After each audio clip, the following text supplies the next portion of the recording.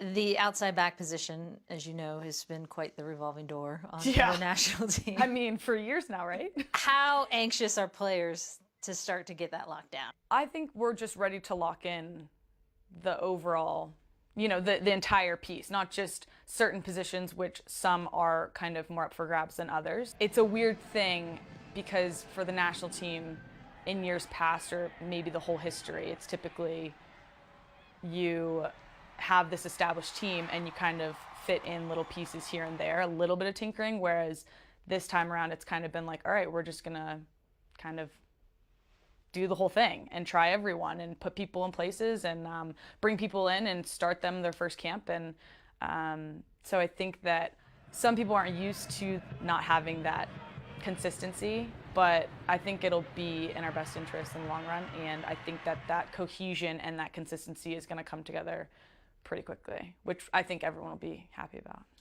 You have obviously become a leader and a veteran player on this team as well. What's been the most rewarding on the leadership side of things?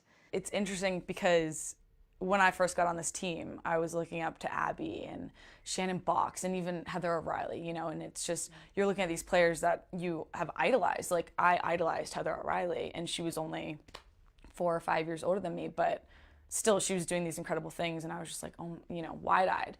And to know that you have that impact on these younger players coming in, it's pretty cool, but it's also a really big responsibility because there's only a handful of us left that have been here and have kind of seen the different generations go through, and we're responsible for keeping the culture of this team and not letting down you or Abby or Heyo, and passing that down to the younger generations. What's been the biggest challenge through all of that? Well, you kind of wake up one morning and you're like, wait a second, where'd everybody go,